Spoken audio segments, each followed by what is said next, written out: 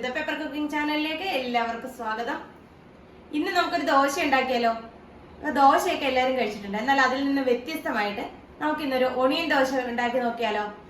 അപ്പോൾ നല്ല ടേസ്റ്റിയാണ്. നമുക്ക് വീട്ടിലുള്ള സാധനങ്ങൾ കൊണ്ട് നമുക്ക് എളുപ്പത്തിൽ ഒരു ദോശ ഉണ്ടാക്കിയെടുക്കാം. അതാകുമ്പോൾ സാധാ ദോശയിൽ നിന്നും വ്യത്യസ്തമായിട്ട് ഉണ്ടാക്കുന്നതുകൊണ്ട് അതിന് ഇച്ചിരി ടേസ്റ്റും കൂടുതലായിരിക്കും. അപ്പൊ നമുക്ക് വീഡിയോയിലേക്ക് പോയാലോ. ആദ്യം തന്നെ നമുക്ക് ദോശ ഉണ്ടാക്കാനായിട്ട് ദോശമാവ് വേണം അല്ലേ. അപ്പൊ ഞാൻ ദോശമാവ് എടുത്ത് വെച്ചിട്ടുണ്ട്. സാധാരണ നമ്മൾ ഉഴുന്നും അരിയും ചേർത്ത് അരച്ചുണ്ടാക്കണം. അതായത് 1 ഗ്ലാസ് അരിക്ക് 1/4 ഗ്ലാസ് ഉഴുന്ന് എന്ന കണക്കിന് അരച്ചെടുത്ത ദോശമാവാണ്. നമുക്കിതിലേക്ക് അല്പം ഉപ്പ് ചേർത്ത് കൊടുക്കാം.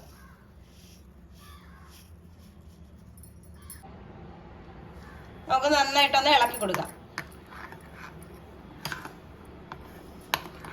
ഉപ്പ് ചേർത്താൽ നന്നായിട്ട് എല്ലാ വശവും ചേർത്ത് ഇളക്കി മിക്സ് ചെയ്തിട്ട് നമുക്ക് മാറ്റി വയ്ക്കാം. ഇതിലേക്ക് ആവശ്യം എന്ന് പറയുന്നത് ഒരു ചെറിയൊരു സവോള നന്നായിട്ട് ചോപ്പറിനകത്ത് വെച്ച് ഒന്ന് വലിച്ചെടുക്കണം. അതുപോലെ തന്നെ ഒരു ക്യാരറ്റും വളരെ തിന്നായിട്ട് നമുക്കൊന്ന് അരിഞ്ഞെടുക്കണം.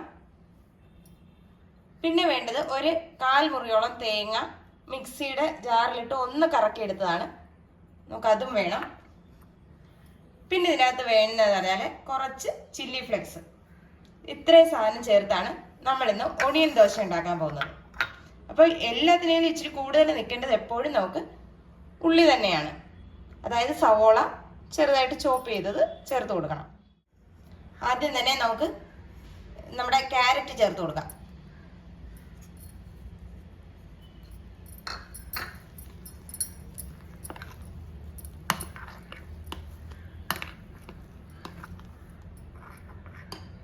ഇനി ഇതിലേക്ക് നമ്മുടെ ഒതുക്കിയ തേങ്ങ ചേർത്ത് കൊടുക്കാം.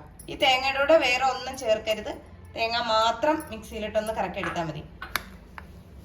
ചിലർ ജീരകമൊക്കെ ചേർക്കാറുണ്ട്, പക്ഷെ അങ്ങനെ ജീരകം ചേർക്കണ്ട. നമ്മുടെ ഈ ദോശയ്ക്ക് ജീരകത്തിൻ്റെ ആവശ്യമില്ല. പിന്നെ നമുക്ക് ഇതിലേക്ക് വേണ്ടുന്നത് സവോള.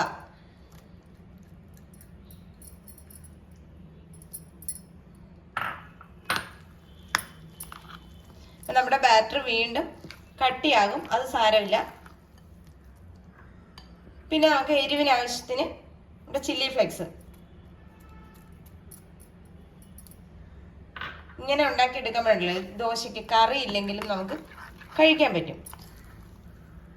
ശകലം ചമ്മന്തിപ്പൊടി ആണെങ്കിലും കുഴപ്പമില്ല. ഇനിയിപ്പോൾ ഒന്നും തന്നെ ഇല്ലെങ്കിൽ നമുക്ക് ഈ ദോശ വെറുതെ കഴിച്ചുകൊണ്ട് നടക്കാം. അത്രയ്ക്കും ടേസ്റ്റാണ് നമ്മുടെ ഈ ദോശയ്ക്ക്. അപ്പോൾ ഇതേ നമ്മുടെ മിക്സിംഗ് ഒക്കെ കഴിഞ്ഞിട്ടുണ്ട്. ഇനി നമുക്ക് ദോശ ഉണ്ടാക്കാൻ തുടങ്ങാം. അതിനു മുമ്പ് ഈ സ്പൂൺ ഒന്ന് മാറ്റട്ടെ. നമ്മളിവിടെ ഒരു പാൻ ചൂടാകാനായിട്ട് വെച്ചിട്ടുണ്ട്. അപ്പം നമ്മുടെ പാൻ ചൂടായിട്ടുണ്ട്. നമുക്ക് മാവ് കോരി ഒഴിക്കാം.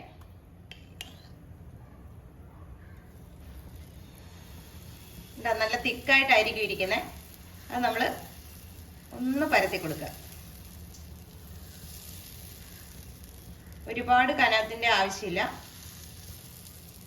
കനം കുറച്ച്.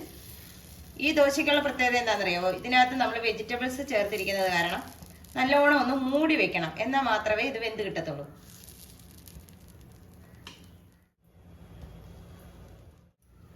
നമ്മുടെ ദോശ ഒന്ന് നമുക്ക് മറിച്ചിട്ട് കൊടുക്കാം.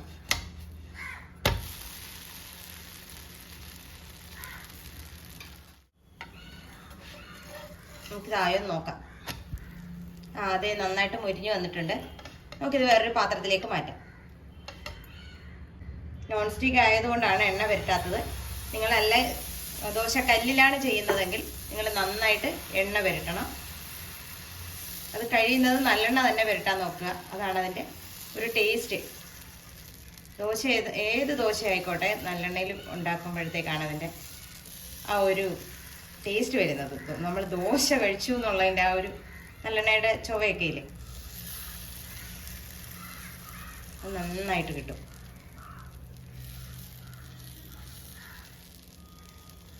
നമ്മൾ ഈ ദോശ ഉണ്ടാക്കുമ്പോൾ എപ്പോഴും തീ സിമ്മിലായിട്ട് വെച്ച് വേണം ഉണ്ടാക്കാൻ. ഇല്ലെങ്കിൽ ഇതിനകത്ത് ചേർത്തിരിക്കുന്ന ഒരു സാധനവും വേഗത്തില്ല.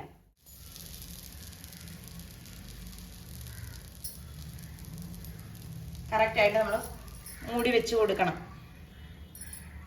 എന്നാലേ അത് അതിനകത്തുള്ള ആവി കൊണ്ട് അത് വെജിറ്റബിൾസ് ഒക്കെ ഒന്ന് വെന്ത് കിട്ടത്തുള്ളൂ. നമുക്ക് ഇതൊന്ന് മറിച്ചിട്ട് കൊടുക്കാം.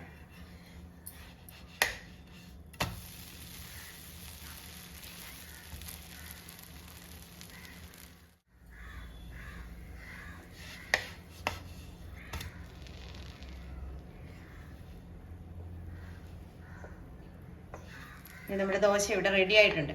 അപ്പൊ ഇതുപോലെ നമുക്ക് എല്ലാം ഒന്ന് ചുട്ടെടുക്കാം.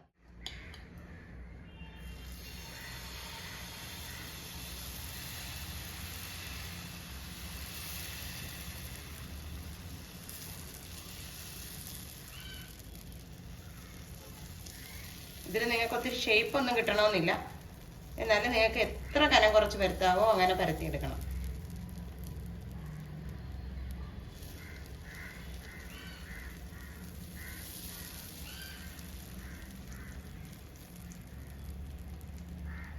ഇച്ചിരി ക്ഷമ വേണം കേട്ടോ. അത്ര വേഗമൊന്നും നടക്കില്ല. ഇച്ചിരി ക്ഷമയിൽ വേണം.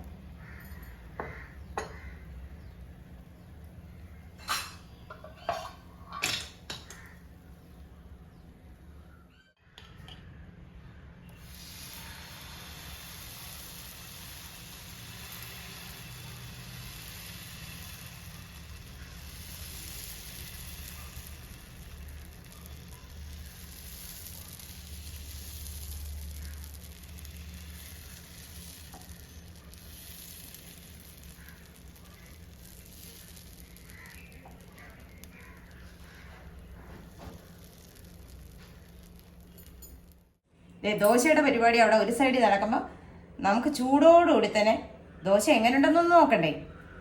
അപ്പം ഞാനിതൊന്ന് ടെസ്റ്റ് ചെയ്ത് നോക്കട്ടെ.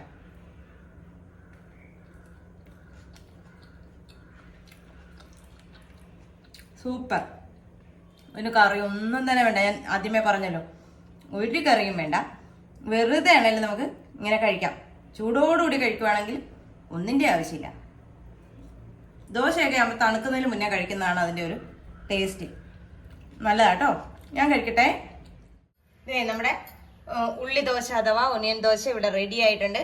അപ്പോൾ ഇതെല്ലാവരും ഒന്ന് ട്രൈ ചെയ്ത് നോക്കണം. വളരെ സോഫ്റ്റ് ആണ് കേട്ടോ. ഇത് അധികം മരം പോലെയോ അങ്ങനെ ഒന്നുമില്ല. ദോശ വളരെ സോഫ്റ്റ് ആണ്. അപ്പോൾ എല്ലാവർക്കും ഇഷ്ടമാവും. അപ്പം നിങ്ങളെല്ലാവരും ഇതൊന്ന് ട്രൈ ചെയ്ത് നോക്കുക. വീഡിയോ ഇഷ്ടമായാൽ ലൈക്ക് ചെയ്യാനും ഷെയർ ചെയ്യാനും കമൻറ്റ് ചെയ്യാനും മറന്നു പോകരുത്. നല്ലൊരു വീഡിയോ ആയിട്ട് കാണുന്നവരെ ടാറ്റാ ബൈ ബൈ.